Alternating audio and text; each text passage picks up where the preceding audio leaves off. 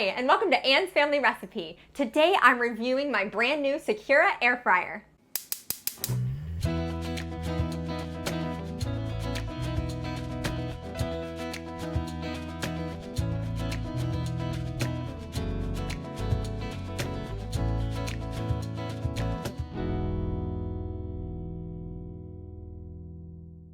Recently, a representative from the Secura brand reached out to me and asked if I would like to try out and review one of their air fryers. And I thought, yeah, I do. So I talked to my husband about it just to see what he thought, because I've never been offered something for free before. And I also got a little bit of advice from some of my friends here on YouTube, and everybody said to go for it. So my husband said, oh, I was gonna get you one of these for Christmas, so now I don't have to. And my first thought was, that's awesome because we'll get it for free, but also that doesn't get you out of getting me a Christmas gift. I was so excited to receive this though. It came very quickly, and I never deep fry food. I don't like the way that it makes my house smell. I feel like it lasts for days. It kind of sticks to all your clothing. Not that I don't love deep fried food, because I do. But I just never make that kind of stuff. I'll buy it at a fair, or my mother-in-law makes awesome deep fried food. In fact, I gave her our deep fryer that we got for our wedding because I just wasn't using it. But this is such an awesome alternative that I wanted to try out, because you get that same crispy exterior, but you don't have all the fat and you don't have that smell either. So I was super excited to dive in and try this out. I made several recipes throughout the past couple of weeks, and today I'll share with you the results.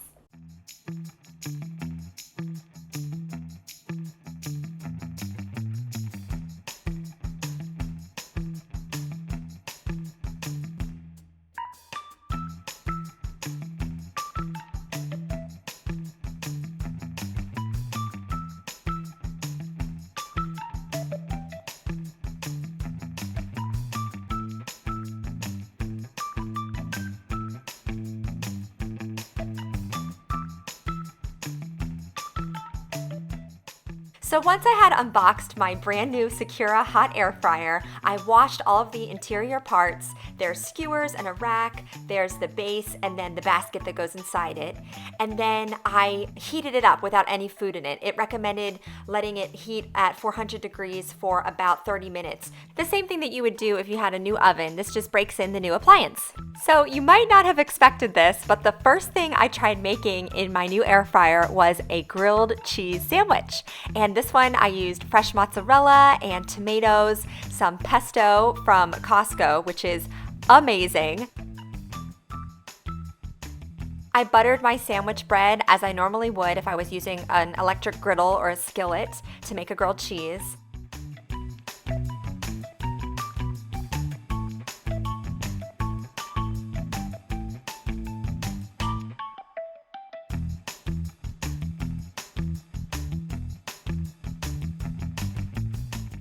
Then I placed the sandwiches inside the basket of my air fryer.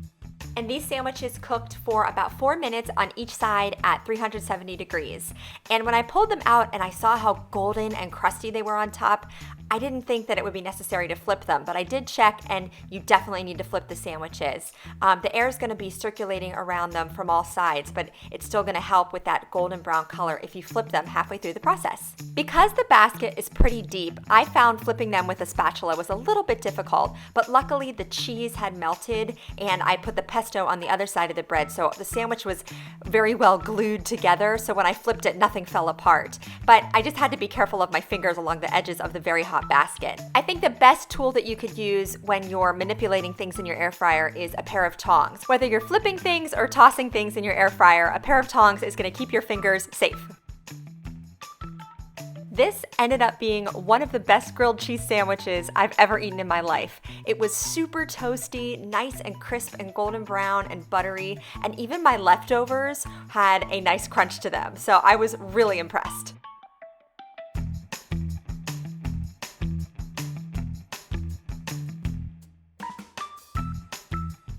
Next up, I wanted to make some French fries. So I scrubbed up some baking potatoes and also some sweet potatoes. I peeled them and then I sliced them into planks.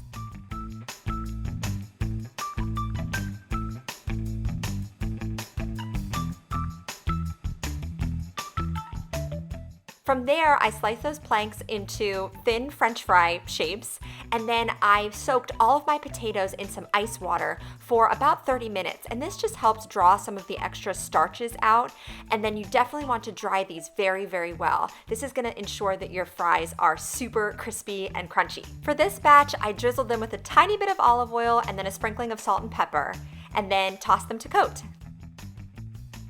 For my first batch of French fries, I set my air fryer to 400 degrees, which was recommended on the guide at the top of the machine. I spread my French fries out inside the basket in a single layer. I was only cooking one potato at a time because I really wanted every French fry to be nice and crispy. I haven't yet tried filling the basket a little bit more. I think that's a little bit riskier because you might get some soggy fries in there. But this method worked out really well. I ended up doing a second batch of baking potatoes at 380 degrees for about 15 minutes, and they were a little less well done than these are, and I preferred them, but they both tasted really awesome. And of course, afterwards, I added a little extra sprinkling of salt too. They were really, really good, and my kids love these.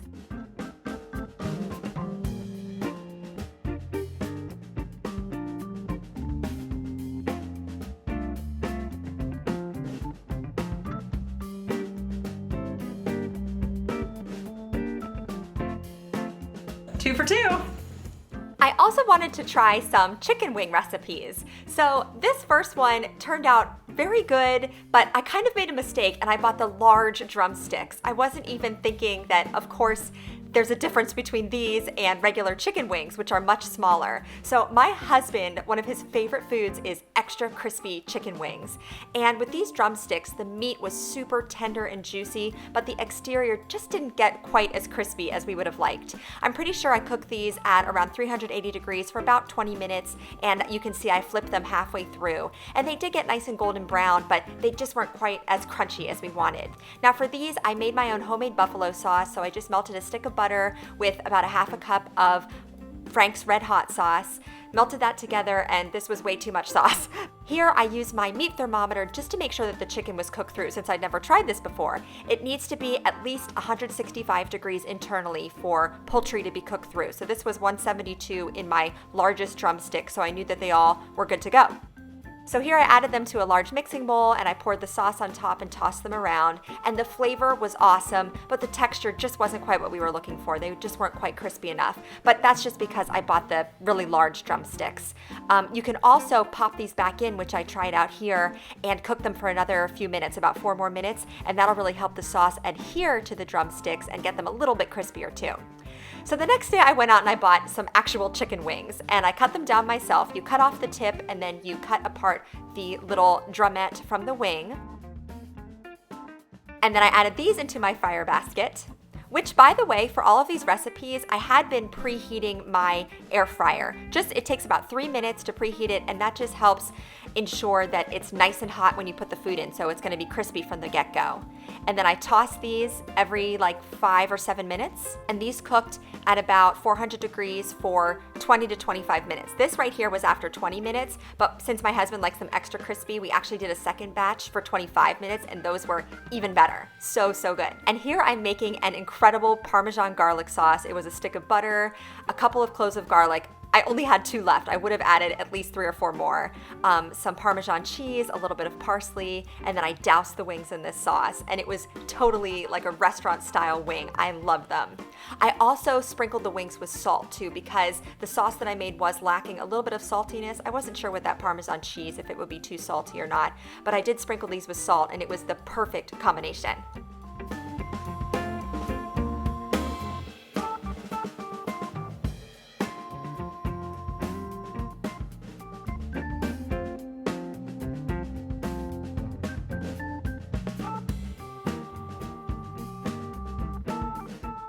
The last food I wanted to try making for this video was hard-boiled eggs. For this, I actually didn't preheat my air fryer, but I opened up the basket and put in 8 eggs. They cooked at 250 degrees for exactly 17 minutes, and then I immediately removed them and plunged them into an ice bath for about 5 or 10 minutes so that they would cool completely. Now, I am notorious for messing up hard-boiled eggs. They always come out mangled and the peel never comes off smoothly. So this was the moment of truth, and I was super duper happy. From now on, I will only be air frying my hard-boiled eggs. Every single one peeled and cooked perfectly.